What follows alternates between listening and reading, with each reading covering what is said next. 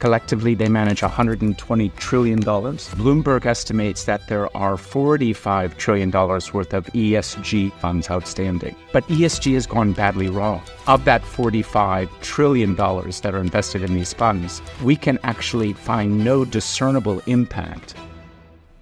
The Alliance for Responsible Citizenship is all about acknowledging what has gone wrong and left people feeling so pessimistic about the future, and finding a way to greater prosperity and abundance. We're here to discuss how environmental, social, and governance, or ESG investing, hasn't worked out the way we all intended, and finding a better way. I'm Derek Kreifels, the CEO of the State Financial Officers Foundation. I'm Terrence Keeley, author of a recent book on ESG and why you should be concerned about it and why there's a better way. So, Terrence, what has gone wrong with ESG investing? It sounds like you're desperately keen to give everybody a broader definition to start with anyway. What's gone wrong? Well, I think it's important to remember that all acronym-based investing over time fails, whether or not it's bricks, but we'll get into that. I think maybe for the benefit of the audience, but also for our talk this morning, just to put some framework around the size of the challenge. Today, there are approximately 6,000 institutions that have signed the United Nations Principles for Responsible Investing. Collectively, they manage $120 trillion, which is a real amount of money, $120 trillion. And Bloomberg estimates that there are $45 trillion worth of ESG or socially responsible or sustainable investment funds outstanding. The extraordinary thing, Derek, Helena, is that all of those assets are dedicated to doing a dual purpose, to generating an excellent return, ideally a market-related or above market-related return, while making the world a better place. This was the promise of ESG, that somehow it could promote more inclusivity, that somehow it could promote more sustainability, both things that we desperately need. Let me be on the record, I'm in favor of economic growth, which is more inclusive and more sustainable. I think we all are. I think the ARC Forum is dedicated to this concept. But ESG has gone badly wrong. Of that $45 trillion that are invested in these funds, we can actually find no discernible impact, and the vast bulk of those funds have underperformed the market. That is to say, through the end of 2022, they underperformed, let's say, the broader indices by over 200 basis points. And has it done good? I mean, obviously that's pretty shocking, really, in terms of the performance data. But what about the kind of, value add in terms of doing good? So I like to bring in this historic perspective. ESG is sort of the new kid on the block. Socially responsible investing, and by the way, divesting from the slave trade hundreds of years ago was probably the precursor to what we're really... But let us all remember what divestment never did. Divestment never ended slave trading. Divestment hasn't ended sinning. There are 4 sin industries: alcohol, tobacco, gambling, firearms. And for many, many years, dozens of years actually, religious institutions, high net worth individuals have avoided these shares. But you can still buy a beer, you can still smoke, and ESG investing is premised, unfortunately, on the same logic. If you divest from, or if you do not own shares of oil and gas, for example, senseless in its proposition, but even senseless in the execution, you will somehow stop polluting the planet. Well, no, what we've done by not investing in oil and gas is embolden Vladimir Putin and Maduro and RVP. So when you start at the top, what has gone wrong with ESG investing? Unfortunately, you can get a litany of response from me that will broadly say we need to invest instead of divest. We need to actually remember there are solutions to our problems, but ESG is not the way to go about it. And Derek, when you were Deputy State Treasurer for Kansas for 6 years, I know that this became a very charged issue for you, and then you ended up setting up a group of state treasurers to fight back. That's right. Tell everybody about that. Yeah, the State Financial Officers Foundation has been around for about 12 years. In 2024, it'll be 12 years. And we represent 38 statewide elected officials from 35 officials from 28 states. And what a lot of our state officials were seeing was an attack on their state's core economic engine. It might be Kentucky and natural gas and coal, or West Virginia and certainly coal and natural gas. And so a lot of our state officials, Texas as well. And Texas, Texas, Louisiana, Oklahoma, I mean, there's many, Wyoming. And, so we basically came together and said, look, we're market participants too, and we have a choice. Many of these state officials, in many cases, are the sole decision maker for their state's banking contracts. Many of them are fiduciaries or board members on their state pension boards and public investment funds. And so they felt they had a responsibility both to their state as well as the fund and the returns that Terrence referenced. And I think the thing that we've seen about ESG in the United States, I use words like weaponized capital and things, and I do that intentionally because I don't think anybody intended it to be that way.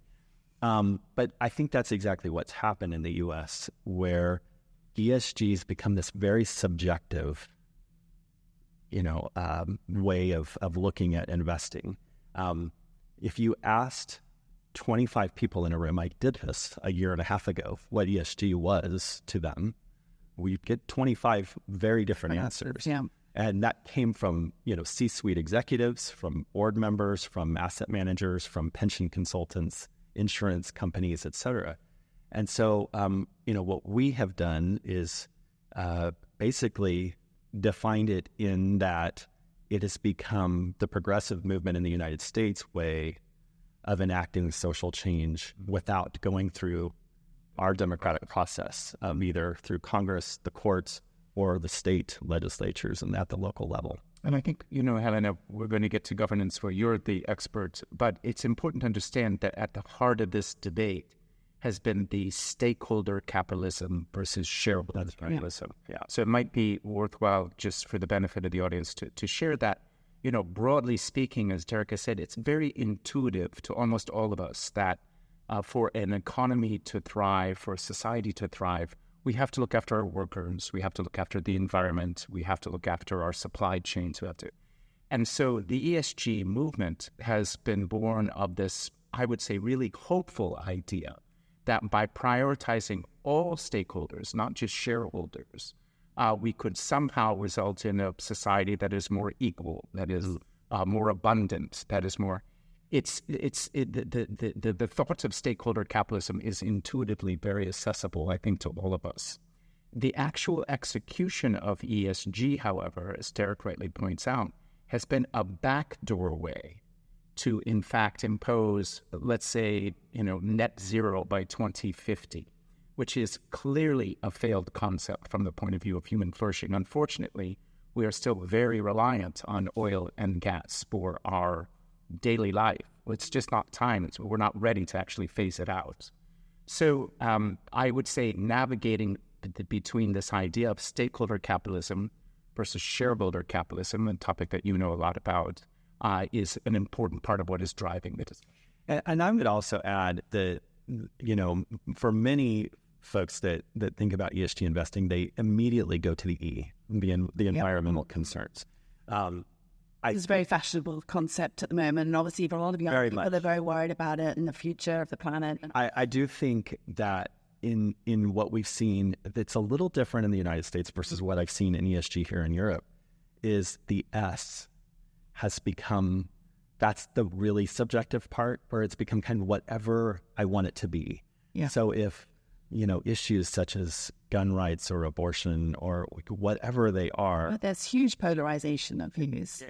Whatever I want it to look like or what I want it to be or stand for, that's kind of, and so that's where the movement really flopped, it's misstepped by creating this so wide a definition. And I think that was intentional, that it was not easily defined. So it was vague at first, so that it fit in more, square pegs and round holes.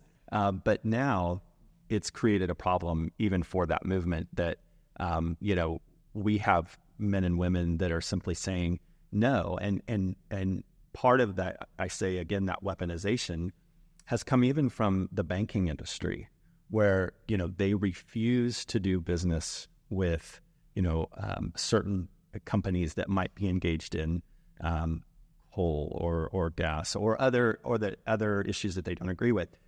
There was just a prime example of a organization for religious freedom in the United States that was debanked by JP Morgan Chase.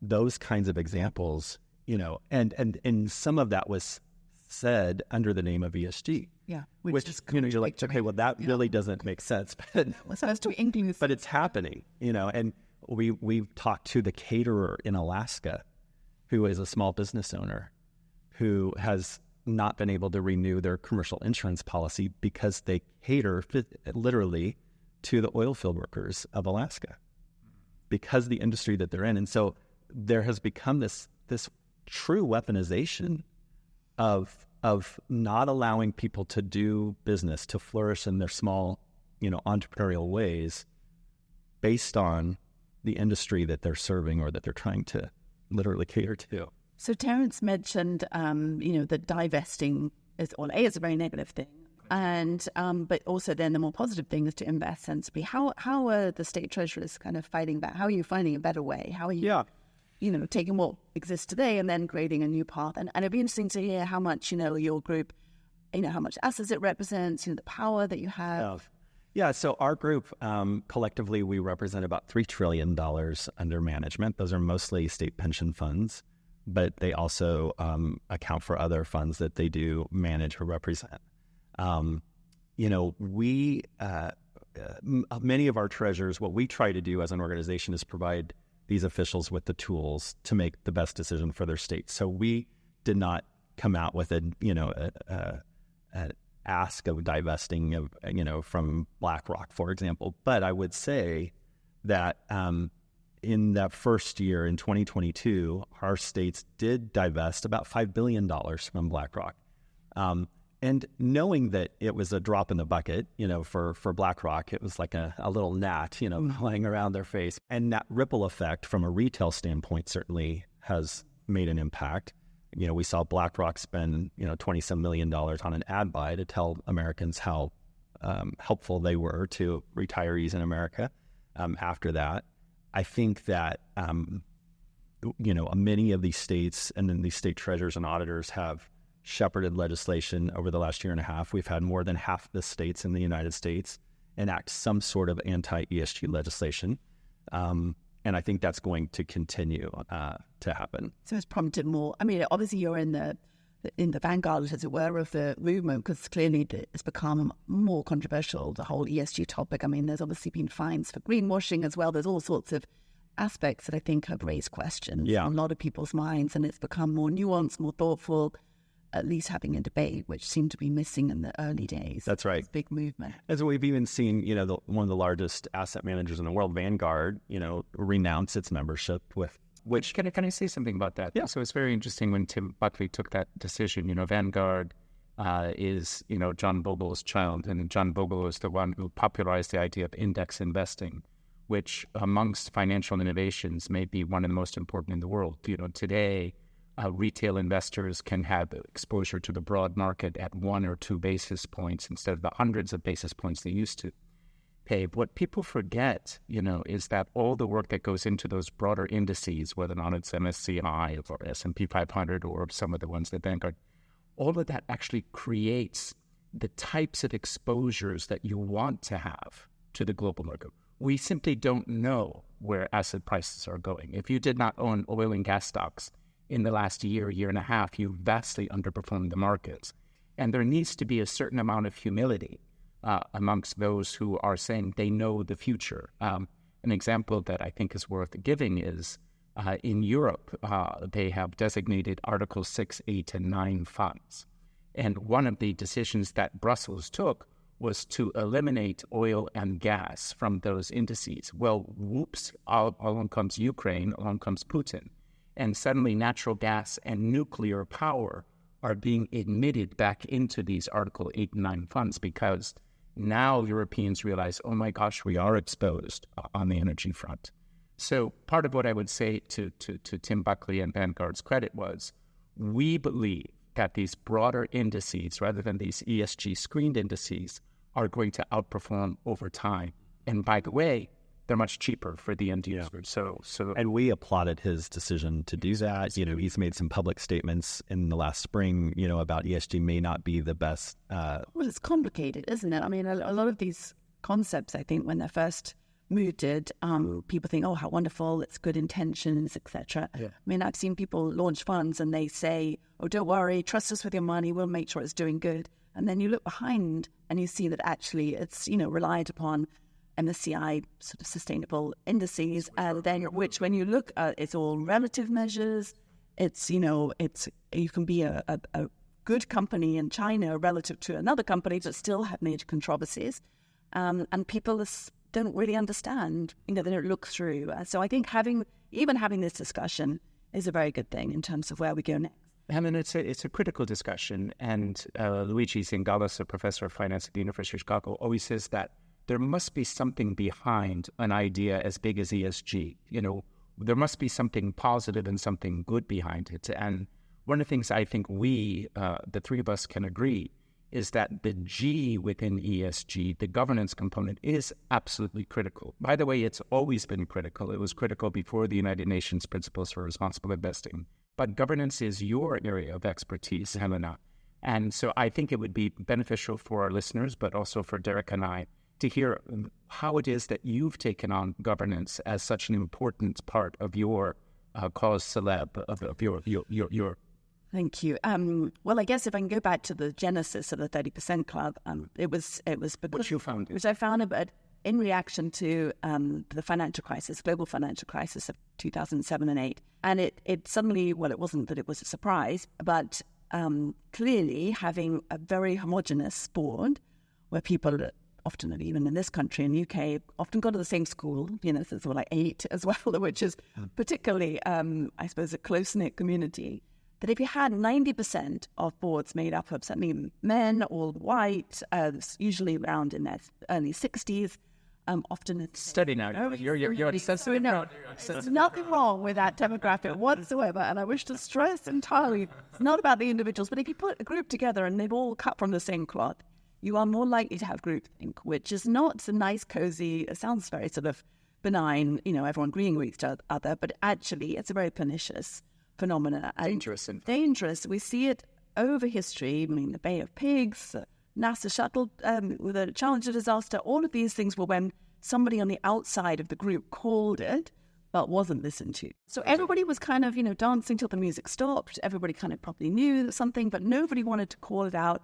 And nobody wants to challenge each other because as human beings, we are naturally drawn to a group. We want to belong. Once you get into a group, you're not going to challenge it. You're not going to undermine its very fabric. So you end up, I mean, Royal Bank of Scotland would be a apocryphal example, really. At the time of its ill-fated acquisition of ABN AMRO, 17 out of 18 directors, so it was a very big board, 17 out of 18 were men. Most of them are grown up at RBS. Most of them are grown up in Edinburgh. There was a newspaper article about 6-8 months before the crisis saying, actually, you know, they've got a more diverse board because they've just appointed someone who's English, not Scottish or something. You know, it was a very, very prone to groupthink. And obviously that bank failed and is still, you know, has a very major stake taken in by the UK government. So it's not just a kind of, oh, it would be nice to have a few more women on the board. This was about changing the thinking on the board. And although obviously, and we can discuss what's happened next, but I think I never thought that just adding a few women in was going to completely solve life, universe, and everything. It was an obvious place to start. In the UK at the time, if we looked at the top 350 listed companies, the FTSE 350, we had less than 10% women on the boards. 1 out of 10. Well, yeah, say less than 9.5 out of 100. And now it's 40%. So we have really changed that, and it's given me hope and encouragement. Did you revise the 30% club to 40% club?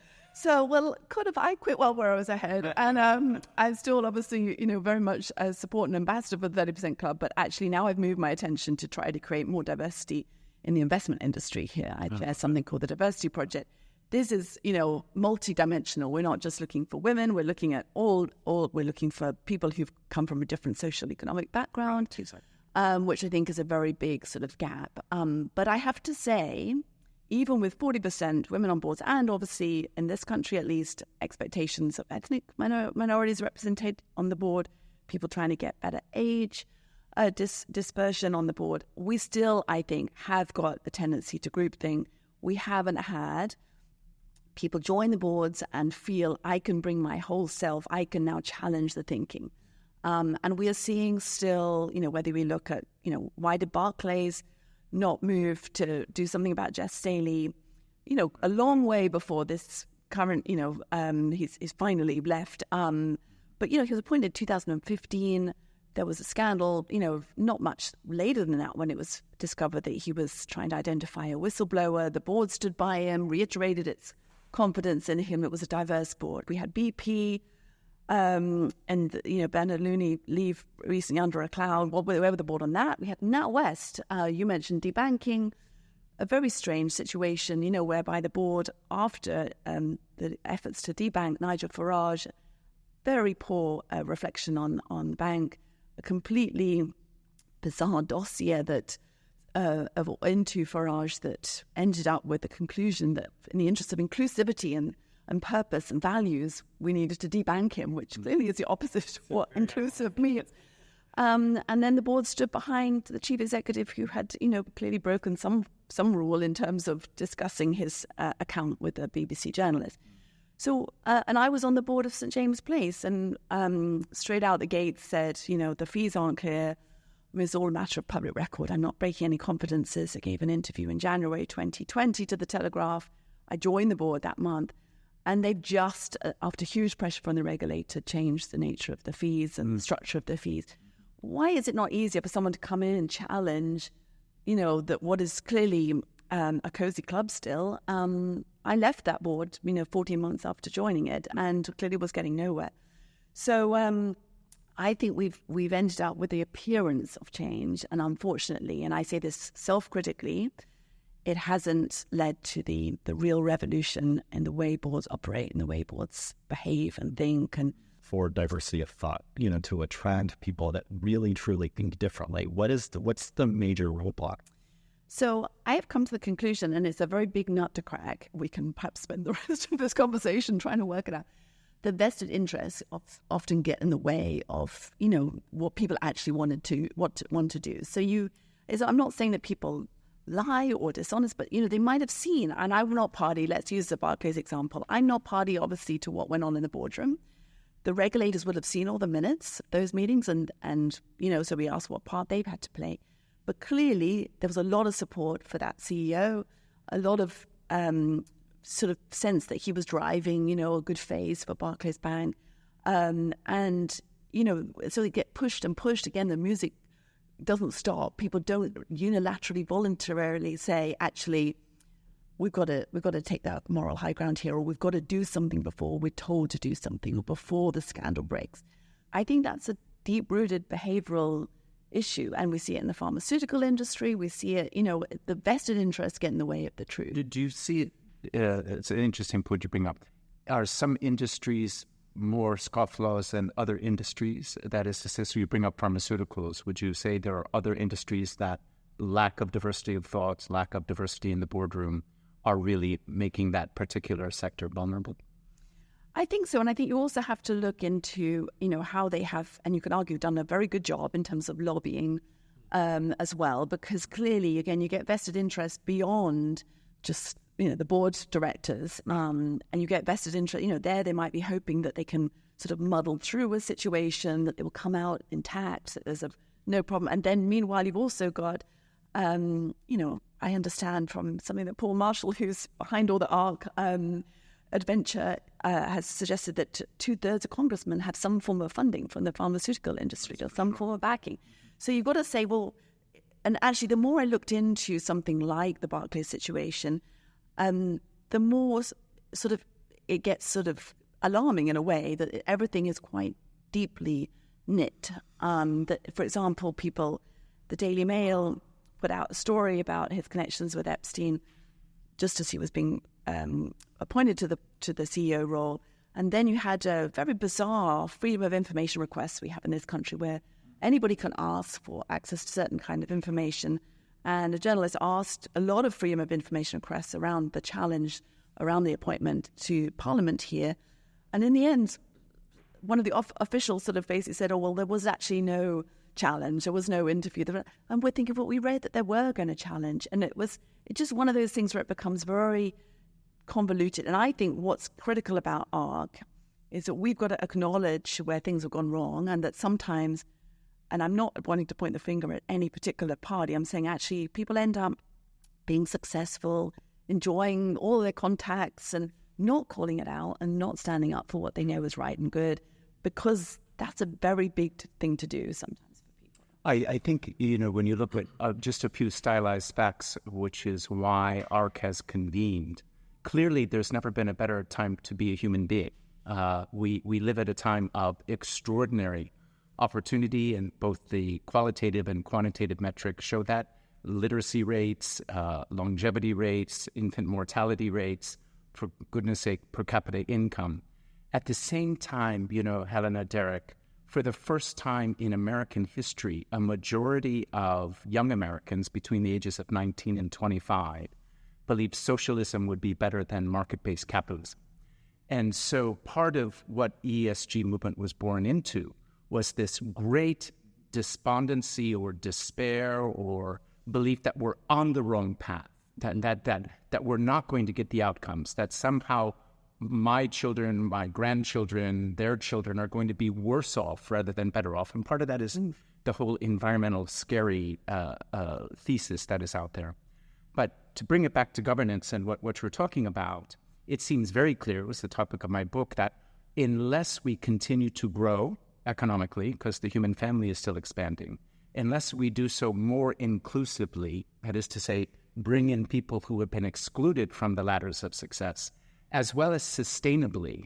I mean, I don't know about you, but I'm in favor of clean air, clean water, land. It's pretty obvious. Yes, it's pretty obvious. So we have to be around for a long, long time. This is the work of the effective altruist. But bring for our audience back to this issue of governance.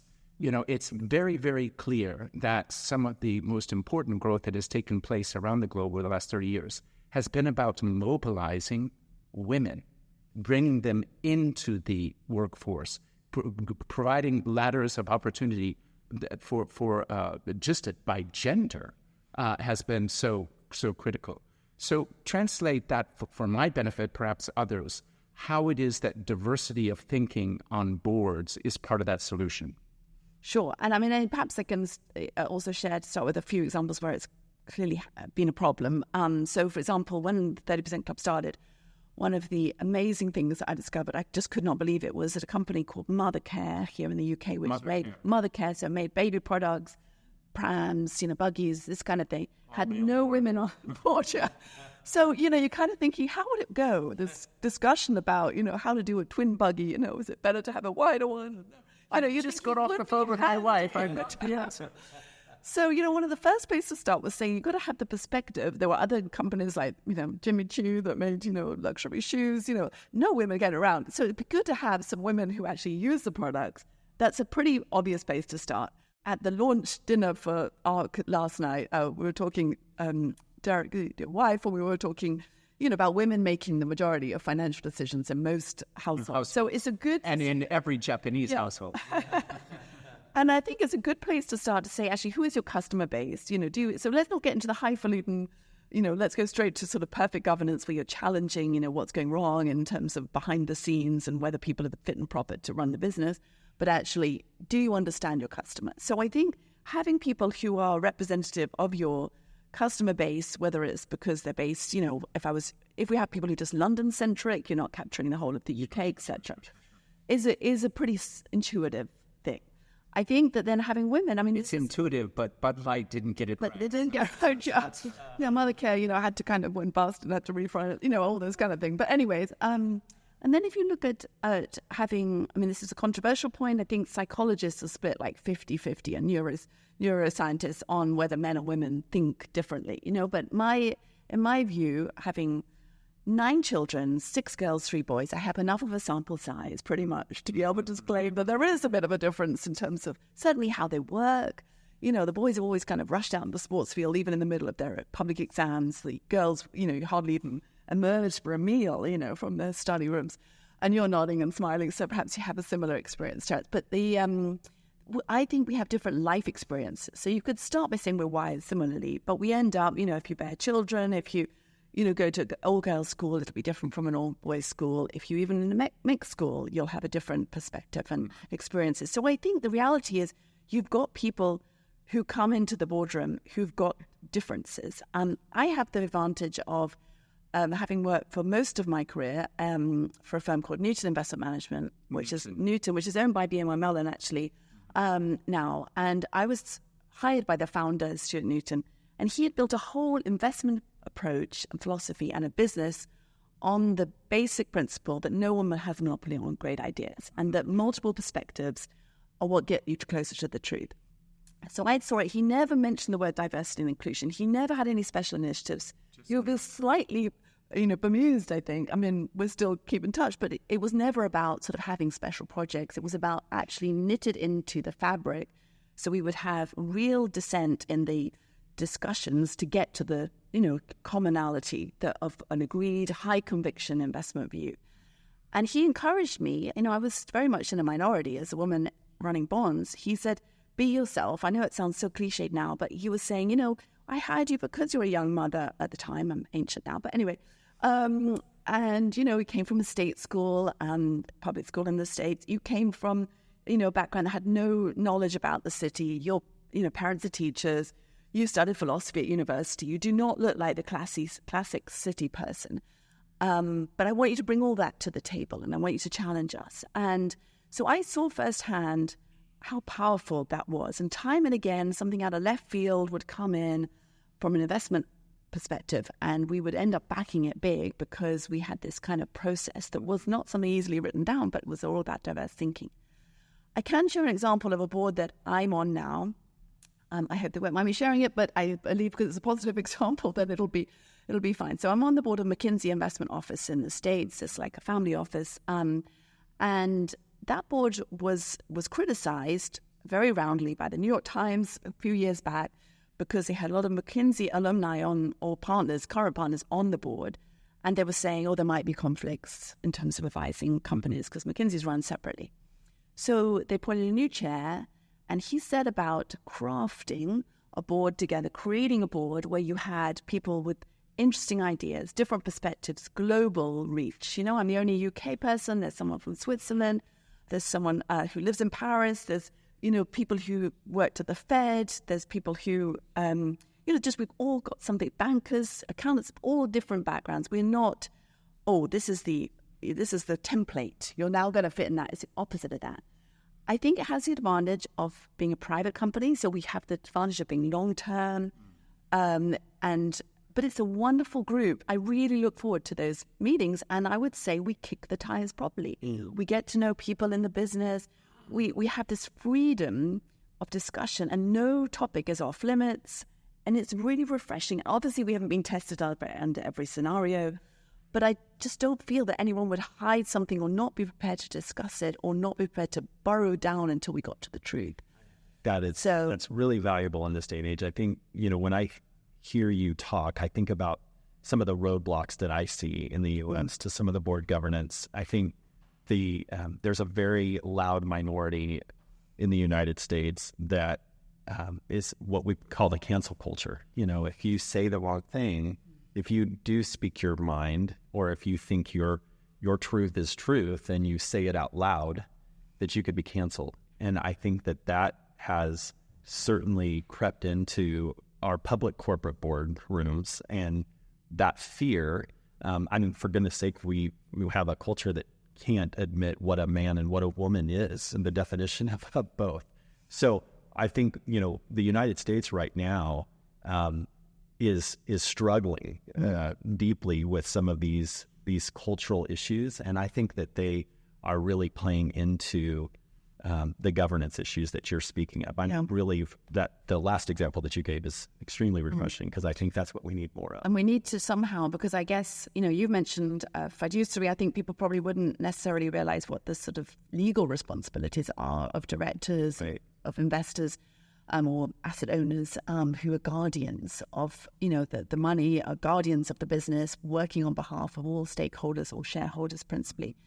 So I think there is this understandable, I don't want to sound like, everyone it's so easy. I think it is difficult to be brave. I think it's difficult to have the courage to speak up and to then not just sort of drop the subject if it's not, popular or listened to. And arguably, again, I raised the topic of fees at St. James Place, the fact that I didn't, that met, as a, no, we're not going there kind of response. Maybe I was the person who was wrong not to push it, but I did feel it was very difficult. And again, we were in COVID. It was hard to look at the whites of people's eyes. You're on Zoom or Teams or whatever. And so I think you can see how these things happen. And I would love to see investors, which is perhaps where we can come back into what investors can do to kind of really push and want to, see examples of good governance, not just to kind of be looking out for, or we're going to count the number of women on the board, or we're going to, tick the box over what you've done on your carbon footprint. I mean, how do we get the conversation moving to, were you talking about real impact, Terrence? I have a, ARC is all about solutions and an optimistic future. So let's focus on where we go. Before we do, I want to say I'm grateful, Derek, that you brought up the fiduciary concept, because this is one of those cases where we're going to have to spend time with the public and explaining why it is that the profit maximization function is, in fact, in society's best interest. It's not intuitive for people to hear, well, yes, we should be maximizing profits. Well, no, there are poor people. We have... And they hear this CEO just got a, $13 million golden parachute. And there are plenty of cases where CEOs are being overpaid, by the way. That's an example of bad governance. But what we should not ever forget is that it is the profit maximization rules that has led, in fact, to this extraordinary moment of abundance.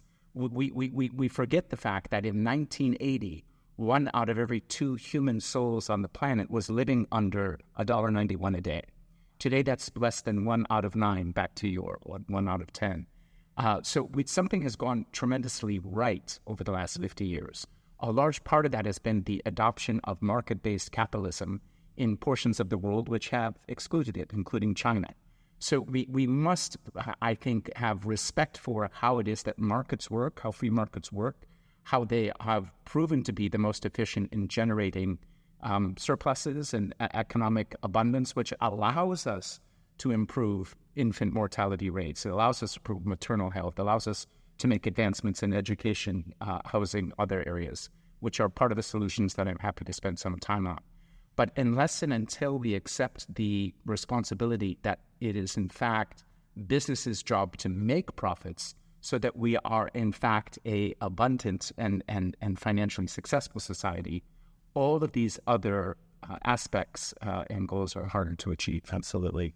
Ask the shareholders of Bud Light how they feel these days. And the key, I guess, is to work out how do we create this model where we've got free markets, where we sort of celebrate capitalism and yet prevent, cronyism. We prevent sort of people becoming greedy, because obviously that's what's happened, unfortunately, time and again. And it sort of starts off well again, and then people, take too much out and they don't act for the greater good. And I guess... Well, there's a raging debate on competition, right? Where's competition failing? And a number of those lawsuits are moving forward in the States. Google, Amazon, have they actually exploited their market dominance? And the answer in some cases is yes. And that's why governments step in. Governments have to step in to make sure that there is fair and free competition. But competition itself is a social good, and we need to respect what it achieves. How do the state treasurers feel about creating this new model and helping us move, as investors, as asset owners? Is there work that you are undertaking in terms of setting out your preferred paradigm, your new paradigm compared with ESG? Yeah, I think individual stock basis. I think we're creating a roadmap to say that fiduciary duty rules, that returns on these pensioners' investments is the primary responsibility for a lot of these state officials, and a lot of them want to safeguard their state's economies. And so, what Terrence said, is spot on. That capitalism is the most powerful tool for freedom. For even if you look at environmental overlays of the cleanest nations on the globe, are usually, the Heritage Foundation actually has a great report that shows the top 25 cleanest nations are also the top 25 most free. Yeah. And so I think that there's a direct correlation. And so I think that the state officials that I work with are taking those core principles and helping to spread the word. And that's, they're messaging to the public that we need to keep, and teaching that 19 to 25-year-old age group that thinks socialism is the next best thing, that it's not. And think that we're all going to die on January 1st, 2050. Yes. Yeah, I mean, that's a very nihilistic. What a disparaging way to be living your life. What's the point is kind of I think the underlying thought for many of our youth. And I think, for a lot of them, the movement to protect the environment, which we all agree, we want to be good stewards. We want to have sustainable water and clean air. We must be. But there's a religion that's involved to become, it's as adamant about you are in your faith. So are this younger generation about the climate.